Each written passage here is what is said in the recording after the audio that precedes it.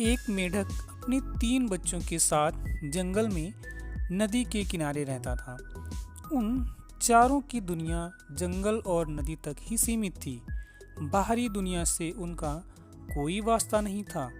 खाते पीते बड़े आराम और मज़े से उनका जीवन कट रहा था। मेढक हष्ट-पुष्ट था।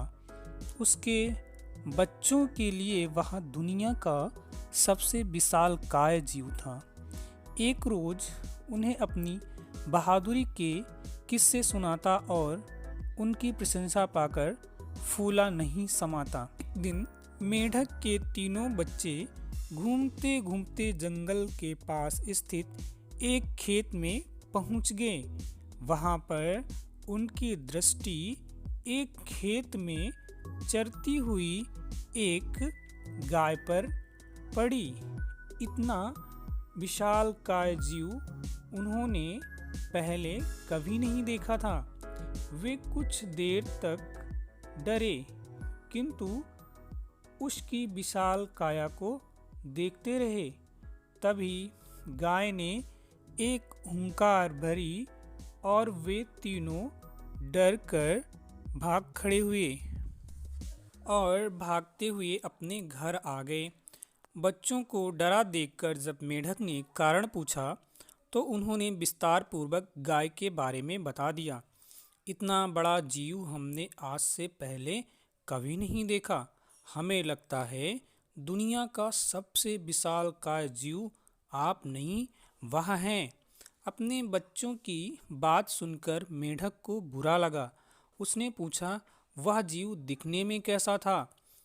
बच्चे बोले, उसके 4 बड़े बड़े पैर थे, एक लंबी सी पूंछ थी, 2 नुकीले सींग थे। शरीर तो इतना बड़ा कि आपका शरीर उसके सामने कुछ भी नहीं। बच्चे बोले। यह सुनकर मेढक के अहंकार को जबरदस्त ठेस पहुंची। उसने जोर की सांस खींची और हवा भरकर अपना शरीर फुला लिया। फिर बच्चों से पूछा, वह इतना बड़ा था? नहीं, इससे बहुत बड़ा। बच्चे बोले।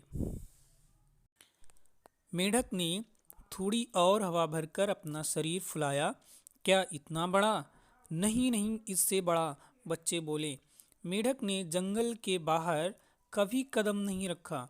उसे गाय के आकार का अनुमान नहीं था, किंतु मानो उसने जिद पकड़ ली थी कि वह अपने बच्चों के सामने स्वयं को नीचा नहीं दिखाना है।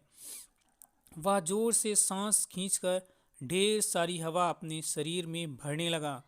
उसका छोटा सा आकार गेंद के समान गोल हो गया, किंतु इतने पर भी वह नहीं रुका। उसका शरीर में हवा भरना जारी रहा। उसने इतनी सारी हवा अपने शरीर में भर ली कि उसका शरीर वह संभाल नहीं पाया और फट गया। दोस्तों, हमें इस कहानी से यह सीख मिलती है कि हमें अहंकार नहीं करना चाहिए। अहंकार पतन का कारण होता है।